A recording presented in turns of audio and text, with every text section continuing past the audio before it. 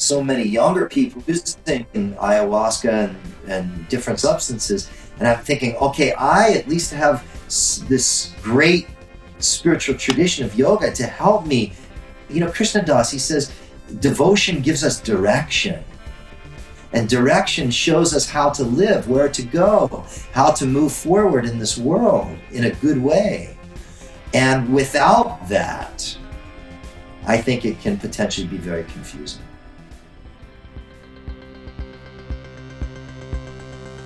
Welcome to the Set and Setting podcast with Madison Margolin. As a journalist, Madison has spent years exploring the intersection of psychedelics, cannabis, and culture. This podcast brings together thought leaders from today's psychedelic renaissance to talk about the role of psychedelics in our inner and outer lives. You can support this podcast and find additional resources at BeHereNowNetwork.com/Madison. Hi, everyone. Welcome back to the Set and Setting podcast. I'm Madison Margolin, and we have with us Govind Das, who I'll say is one of my favorite yoga teachers and also just a light who's been in my life for a long time through family, through the satsang. So I'm going to read a quick bio and then we're going to get into the discussion. So, spiritual traditions have long used song, music, and sound vibration as a method of prayer to enter the realm of the divine. In the traditional path of yoga, this practice is called kirtan, or devotional chanting. Through repetitively chanting the names of God or goddess from ancient India, Govind Das will guide you on a musical meditation and yogic ritual deep in the essence of bhakti, the yoga of the heart, the yoga of love, and devotion. Govind Das's path of service and devotion is at the root of his spiritual life, to serve the love and spirit that lives in the hearts of all. It is from this place that his music and teachings flow. He is the co-owner and director of Bhakti Yoga Shala and an innovative Bhakti-based yoga studio in Santa Monica. Govind Das and his wife Radha lead kirtan and Bhakti yoga workshops, international retreats, and present at festivals and conferences in the U.S. and beyond. So thank you so much for being here. I kind of want to get started. What was that? I just want to say thank you, and it's wonderful to be together like this. Yeah, definitely. So I just want to get started first of all with, how did you get here, right? A lot of us in the satsang are coming from, we didn't all grow up with Hindu traditions. So, what was your spiritual path to sort of embodying who you are today as Govind Das? Well, I think, where it all started really was, through the use of psychedelics in college, that opened a doorway to something much bigger and much greater than just, as Ram Dass always taught, of who I think I am and how I think it all is. It's like through psychedelics at that time, a veil was pulled away, and for so many of us, we've touched something very sacred through it. So that was really the beginning. And then I, of course, got out of college and started and was introduced to meditation and yogic types of practices that, what could we say, that helped to revive that memory of being connected to something bigger and something more than this limited ego and notion of how I think things are and who I think I am. And then, a few years after that, I was introduced to Ram Dass. A friend handed me a cassette tape and said, you got to listen to this. It was like in 1996, 1997, something like this. And I was driving from my parents' house in Florida up to New York to go visit a friend. And I put this tape in and I listened to it over and over and over again from Florida to New York. And I heard Ram Dass speak, and it just, everything that he said was what I felt like I had this intimate connection within my heart to what he was talking about. Of course, guru, psychedelics, bhakti yoga, the path of the heart, the path of love. So that was my first introduction to this particular path. I had started meditation and yoga prior, but when I heard this tape of Ram Dass, that this is what really got me into this path, that's where I was introduced to Neem Karoli Baba, soon after to Krishna Das's Kirtan, and soon after, when I came back out to California, to Satsang, to Raghu, to Shiva Baum, and here we are 20 plus years later, and this has been the primary focus of my life. And how did your psychedelic experiences compare to what you learned through the teachings of Ram Dass, or, through bhakti or meditation or even yoga, as a physical practice? Well, the psychedelic journeys for me revealed for the first time oneness. The interconnectedness of the whole, and that my life and my actions and my thoughts and my words are like a thread in the fabric of the whole. And I had never really been introduced to this concept of oneness, but as I, ingested these, not only mushrooms, but, LSD and ecstasy and these types of things, I felt this, as we all have, this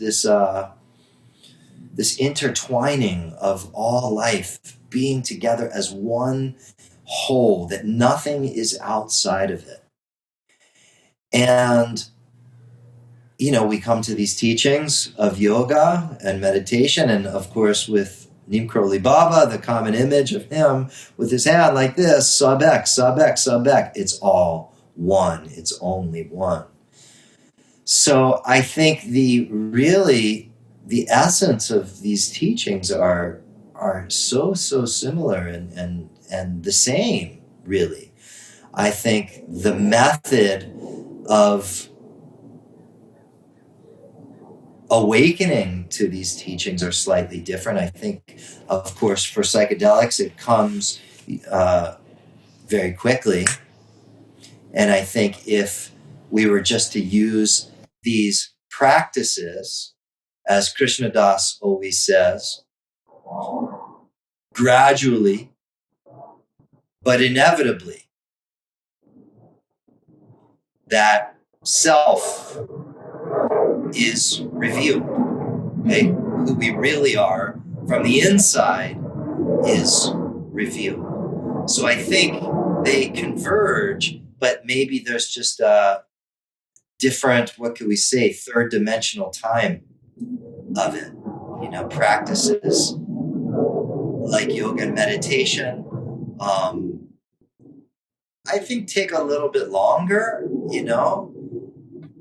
which is maybe a good thing, because they prepare us in stages gradually, where, and I think about this for younger people using psychedelics and ayahuasca and plant medicine, that they may not have the just the understanding of how to integrate these big openings into everyday life. And I think, with yoga and meditation, we have this vast system that supports these integration realizations. Yeah, exactly. So what, that's something I always say to myself, even, in the times when I've done yoga every day or had a very regular practice, that to me has been much more transformative even than doing acid. And so when I say to myself, if I'm looking to do psychedelic for a certain reason and trying to integrate that, I said, well, have I been doing yoga in the past month or so? Like, try that first, before always just going straight to the medicine. Not to say that, you can't utilize it in a way that's like intentional and for a specific purpose. But I think, at least for me, is, if I say I want to get grounded, I mean, what's more grounding than coming to your body every day in a practice? So, when you talk about this whole system, with yoga and bhakti and the asanas, can you kind of just lay out like what that integrative system is that enables people to sort of return to this, these kind of psychedelic insights of oneness and such through kind of a sober practice? Yes, I mean, I think, first of all, Patanjali set up this classical system thousands of years ago. He was really the first person to systemize this in a very clear way through the eightfold path of yoga, which is commonly called Ashtanga, 8 limbs. We look at these, these foundational concepts of yoga to support us in this journey.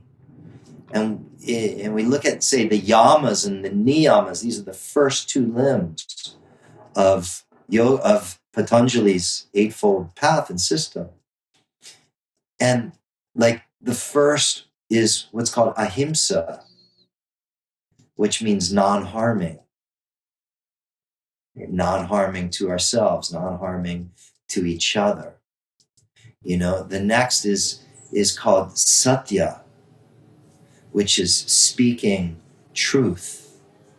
The next is asteya, which is non-stealing, right? So, and then we look at some of the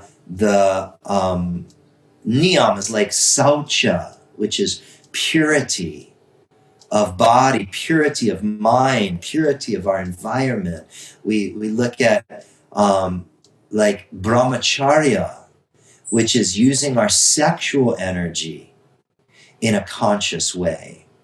So we're given these different, very valuable, some people even consider these like the 10 commandments of yoga.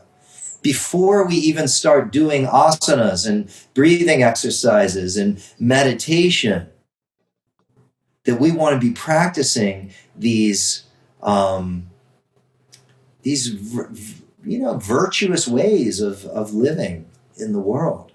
Mm-hmm. And this supports us as we start to open deeper and deeper and deeper into the spirit world.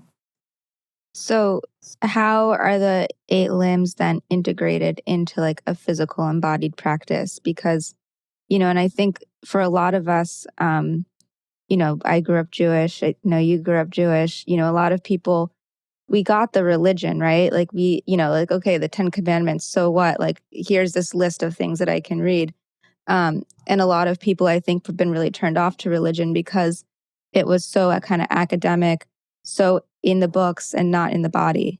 And that's not to say that's not a part of Judaism or any other religion where people study it. But I think the reason so many people are attracted to Hinduism and yoga is because you have a physical practice that is so obvious. And so how does these kind of virtues that are written down and translated into the physical? Well, we have the first 2 of the yamas and the niyamas that we just spoke about. And then the third of these limbs is what's called asana.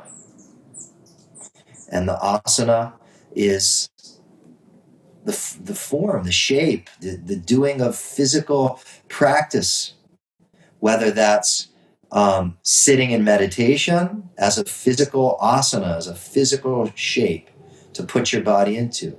Or obviously there's, so many other asanas now, especially with physical yoga exploding in the world. There's, whether that's warrior poses or triangle poses or whatever it may be. So as a part of this system, The third limb is the asana, the importance of the asana, taking a certain shape in your body. The fourth limb is pranayama, which is breathing exercises that we can literally influence our state of mind by how we breathe. When we start to lengthen the breath and deepen the breath and bring the breath into rhythm, what this does is it has a calming effect on our nervous system so that we may step back from the mind, so we're not so glued to our thoughts, so that we can step back and see the mind for what it is instead of identifying with these thoughts. And then we get into the deeper levels of yoga, so 1 through 4, and then 5 through 8 are what are considered more the internal aspects. 5, is what's called pratyahara, which means essentially not being so influenced by what we hear and see and smell through our senses, that we continue to turn towards the inner self, that this inner self is what's absolutely real, the pure consciousness that is who we are. And then the deeper levels of meditation, right? It's first number 5 is what's called, 6 is what's called dharana. Dharana means focus and concentration. So we're preparing our minds, because it said concentration is the foundation of all meditation, right? So concentration is the 6th limb, to be able to keep your mind focused and steady on one point for an extended period of time. Well, how do we practice that? Whether that's focusing on repeating a mantra over and over again, or focusing on the inhale and the exhale and sustaining your focus. Okay, the 7th is what's called dhyana. So the extended concentration leads to dhyan. Dhyan or dhyana means meditation, where you start to, one way that I love to understand, well, what is meditation? Meditation isn't just the act of sitting still, right? Meditation really is when we have a deeper insight into whatever we're focused on. We see into the nature, the essential nature of what it is. And then the last limb, 8, is what's called samadhi, is the complete absorption. So this system is, this well-rounded classical yogic, what could we say? These limbs put it all out there for us. Okay, here's the path. This is how we can walk forward on this path. And I think in reference to psychedelics, as many of us that don't have the support of teachers or those that have even walked this path prior to us using psychedelics or even yoga, we take these substances and poof, you see it all. It's all right there for you. And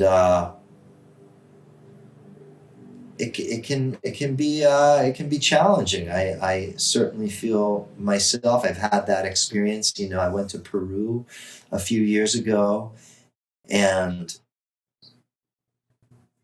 in Peru, they use the traditional medicines there: ayahuasca, San Pedro, Huachuma.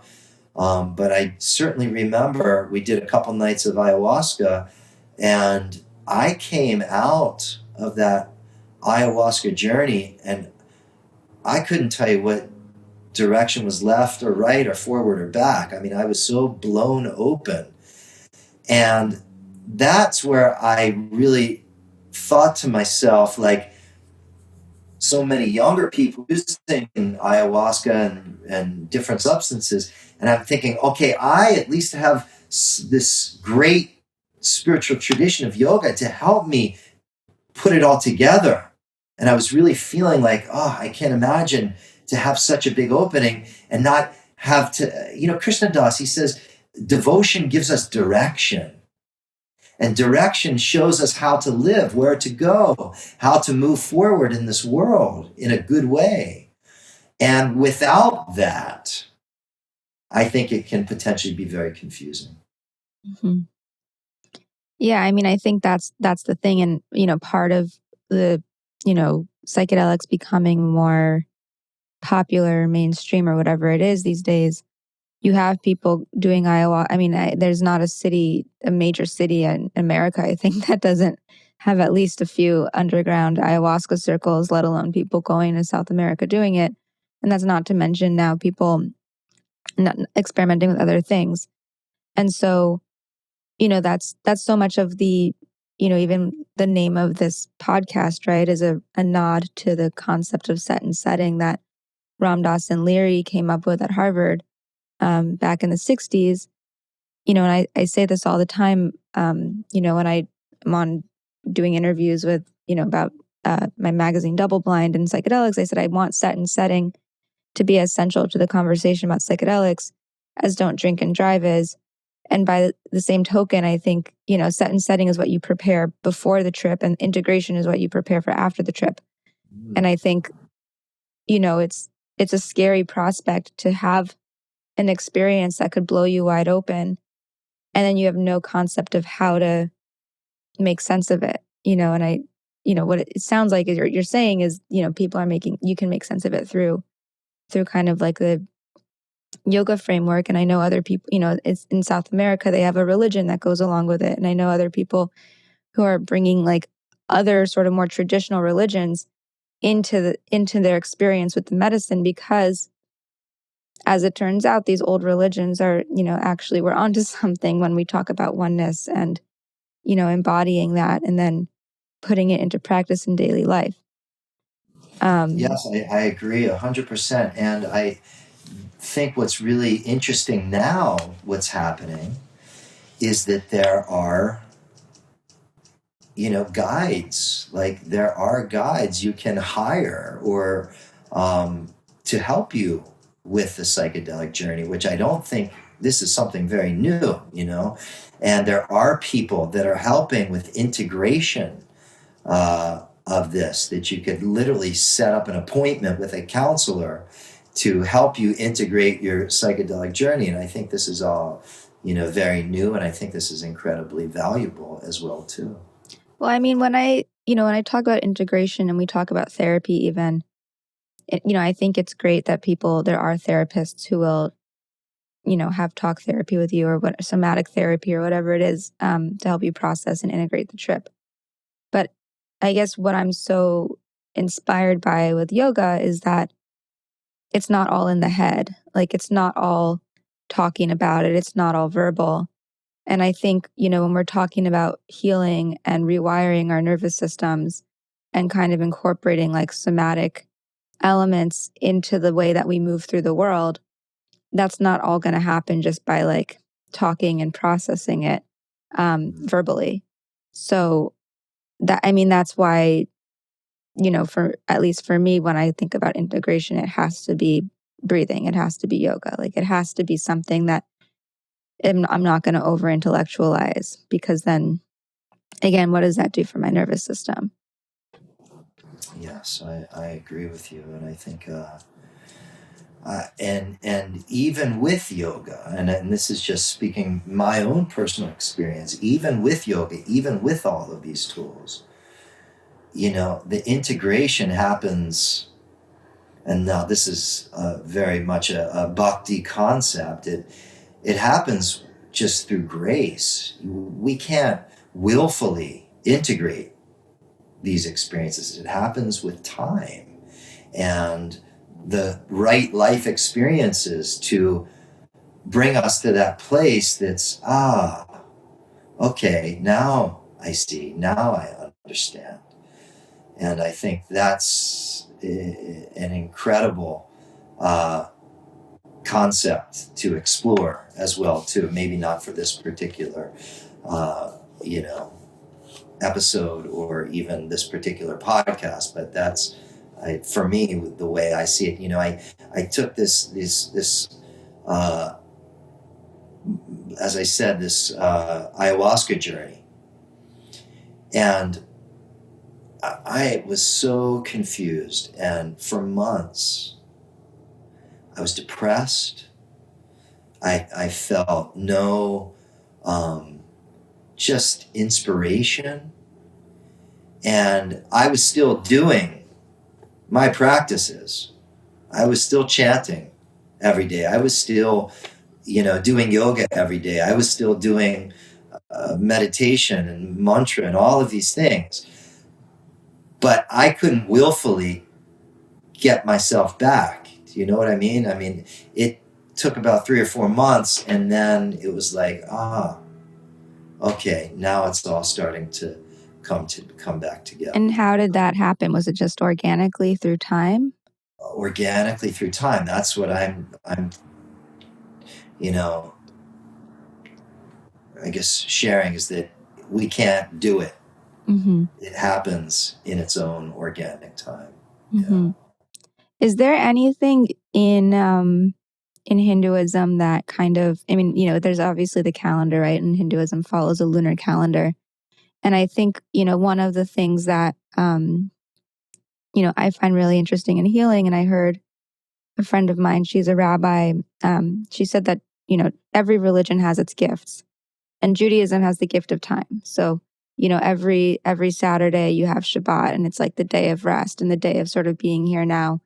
And so if you're following the calendar in a certain way, there's designated times to rest or to kind of lean into certain energies or values. And so I was curious if there's anything, in Hinduism too, that kind of designates how time passes and like what you're leaning into during that time. Yeah, well, there is a lot of, as anybody that's associated themselves with the traditions of the East, and especially of India and Hinduism, there's festivals upon festivals upon festivals that happen in accordance to the moon, the phases of the moon. And, what seems like an endless parade of festivals. Last week we had, it was Navratri, the celebration of the goddess for 9 nights. The day after that was Dussehra, the day that Ram defeated Ravana. We start very soon this holy month called Kartik, which is dedicated to Lord Krishna. And of course, Diwali, the festival of the lights. And it's all year, festivals upon festivals upon festivals, which are essentially just to help us remember the sacred, mm-hmm. and remember the presence of God and celebrate the presence of God within our lives. Mm-hmm. So I kind of want to switch gears a little bit in talking about sort of the legacy of Ram Dass and Be Here Now, which is essentially also the legacy of Maharaji. And I guess growing up with this as the ethos, as the philosophy that my family kind of taught me and, that I saw my dad participating in, it's, the question is like, can we just, like, is being here now enough, right? Like, if we follow all of these practices and, as my mom says, like, live your yoga and just like, we're the best possible versions of ourselves. Like, so what, right? Who's it for beyond just ourselves? So, especially at a moment as we're in right now, politically, historically, environmentally, how can Be Here Now and that sort of like presence be put into action, like be applied to issues that can then like make the world a better place for lack of a better term to sound less corny. Like I've always said, like, if I don't want to be here now, like maybe there's something about the here or the now that needs service. And like, how can we like then be inspired to or motivated to fix that? So that's again, like a big part of my spiritual practice and questions is like, what is the application, right? Like, is it enough to just be, or like, then what are we doing with that presence? Like, how are we serving other people? This is a great question. and something to look at, really. And something I've thought about a bit myself too. Ram Dass, I think, I can't remember which book, I think it was somewhere Ram Dass quoted, these 3 words, be here now, are 3 words that will last you a lifetime. A practice in these 3 words are a practice and wisdom to last you a lifetime. These 3 words, be here now, be here now. And it's the power of the present moment. And, there's a couple quotes that I love, from Thich Nhat Hanh. You probably know Thich Nhat Hanh, the great Vietnamese Buddhist master. He says, it's in the present moment and only in the present moment that you can meet the divine. You can't meet God in the future. You can't meet God in the past, but you can actually have an experience of the divine in this present moment. So that's one quote that I've always loved. It gets us out of our heads and gets us into the here and gets us into the now. And like for me, this is as well too, one of my major, if not the major practice of my life. Be here now. Be here now. Be here now. And as many of our elders in this tradition have shared, the greatest way to prepare yourself for the future is to be here now. Well, what is being here now? Being here is being with the circumstances that are fully present in this moment, right here, right now. And if we can continue to be in this moment and attend to this moment in the fullness, with the fullness of our hearts, with the fullness of our beings, this is how we can prepare ourselves for the future rather than worrying or being anxious about the future. Now, does that not mean that we can't make plans for the future? Well, sometimes being here now is actually making a plan for a future moment as well too. So I think that's how it comes together, right? But worrying about the future, to me, that's not being here now. But I think being here now can encompass using our intellect to make a plan of the right action in the future. Okay. So how can we apply this? I think is the question really, is how can we apply be here nowness, present moment awareness to our lives, to living a good life, to living in service of the good, living in service of all. And for myself, if I'm really present, if I'm like really present, I feel connected to love. I feel connected to God, as that Thich Nhat Hanh, quote is what he's sharing. I feel connected to the light. I feel connected to peace. I feel connected to a deeper stillness, even amidst maybe busy. I feel connected to the witness, the part of me that's just watching all of the phenomena arise and pass.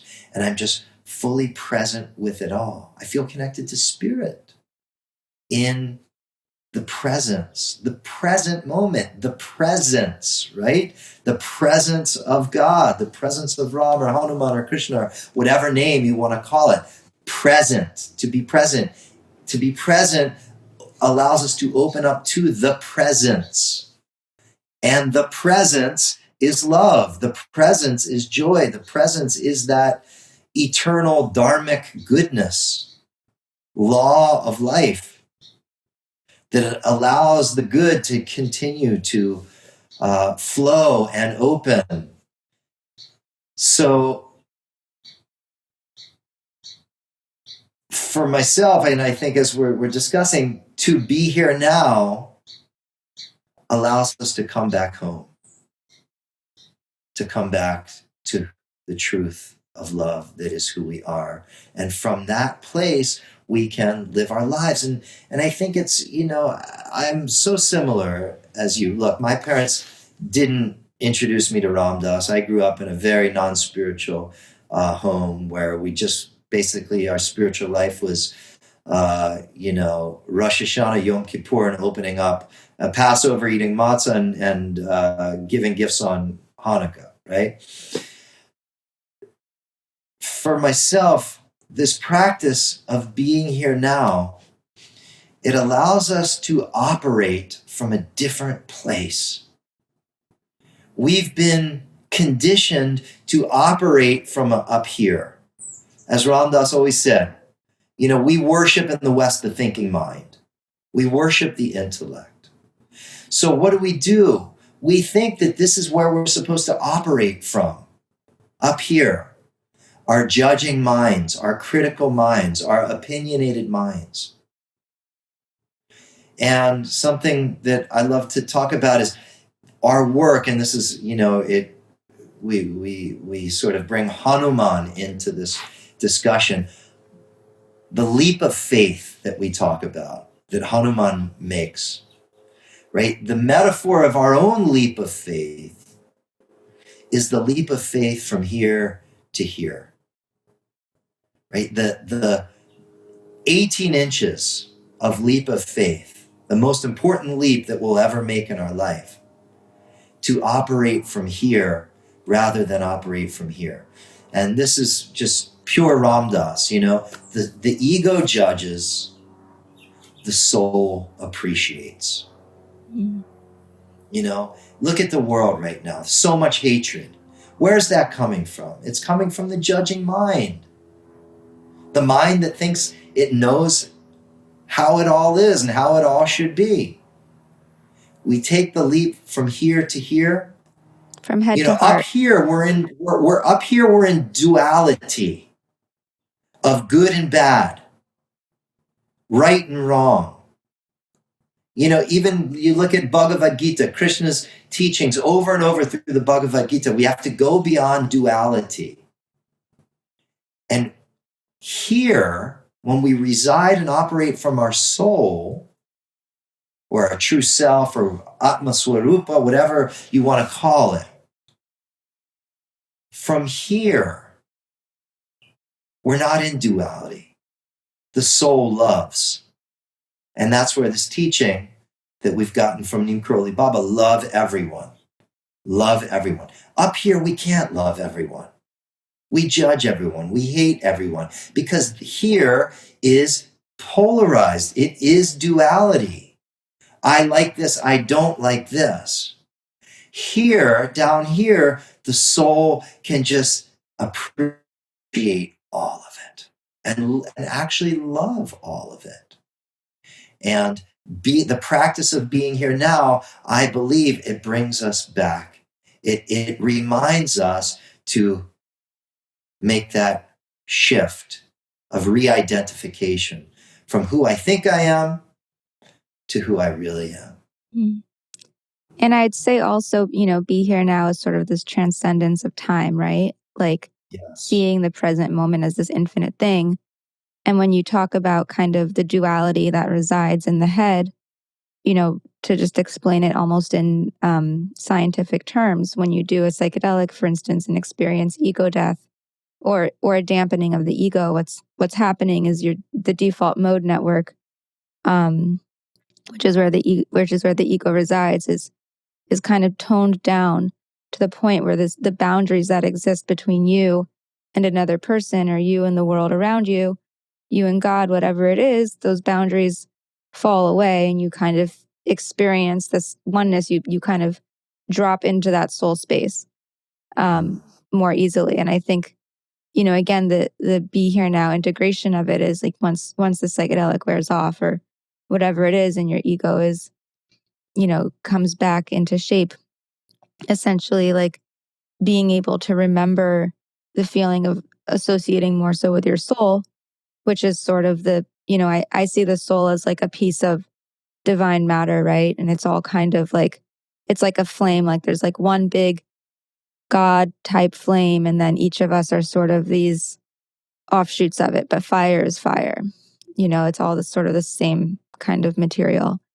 And when we can learn to associate with that and feel into it, breathe into it, do asanas into it, I think that's kind of like where the work is, and like where we can, the idea is just remembering what the insights that we came to, under the influence of a psychedelic or even a breathwork session or whatever it is, so that we can just live from that perspective.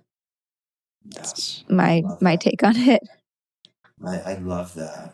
I love that. And I think, as you say, as the psychedelic wears off and the ego takes its shape again, there's still this memory of this real experience that cannot be denied, of this, you said it, of soul space, that there is something else, that there is another way.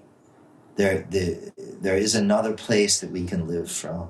Mm-hmm. I really love that. Beautiful way of sharing it. Thank you. Yeah, I mean, and one other thing, I guess, that, like I've tried to reckon with is like when we associate more with the soul space, which is sort of like the seat of empathy, right? Like when someone else, Maharaji said, feed everyone. And I think that's really what, that you could literally feed other people, or you could take that as a metaphor and say, what's my service, right?